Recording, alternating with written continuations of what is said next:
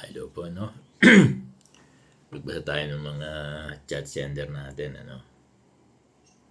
Ito. Paano daw siya? Kasi garnish daw yung ATM niya, no? Wala na raw silang...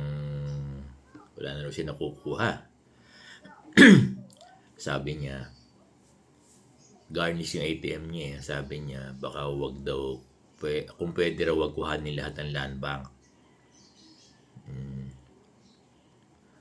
Wala na raw silang pabiling pagkain kasi wala na nga silang sinasahod. 2 years nang naka-garnish yung kanyang ATM at 500,000 yung kanyang binabayaran. Kung 500,000, kung halimbawa ang natitira na lang sa sahod niya ay 5,000, ano? Napakatagal niyan. Diba?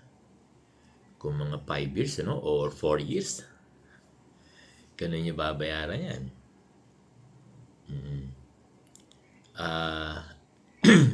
Single mom na raw siya at may 2 anak. Nangungupahan daw sila lagi pero lagi siyang napapaalis kasi hindi siya nakakapagbayad ng upa, no? So, ganyan talagang isa sa mga nagiging karanasan ng mga garnish na teacher natin kasi yung kanilang ATM dahil sa court order ay sabihin yung nagpautang sa kanila, dinimanda sila sa korte. Tapos ang nangyayari, nanalo yung nagdemanda sa kanila, that's plaintiff, no? Tapos ang ruling ng korte ay kuhanin lahat ng kanyang property. Ngayon, yung inutangan niya, siyempre nalamang may pera siya na kasi government dumadaan sa ATM sa land bank. Oo. Tapos ngayon yung sheriff ay siyempre yung pagkakaunawa ko nag-letter sa land bank para mag-garnish, ano? Sabihin yung mga pera niya hindi na niya sasahurin bagkos may ipon yon hanggang sa makabayad at yung pera niyang naiipon sa bangko hindi na niya makukuha, iba? At pag yan ay kompleto na 500,000, kung yan yung sabihin na resolve doon sa court na kanyang babayaran, pag na-raise na yung 500,000, ibibigay na yan doon sa sa pinagkautangan niya ng land bank.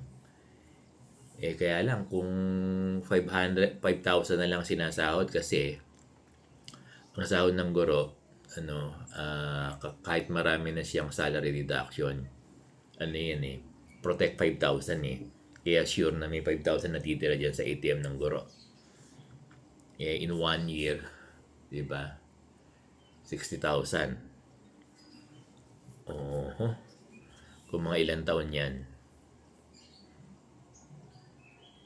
mga ilang taon, hina ako sa math.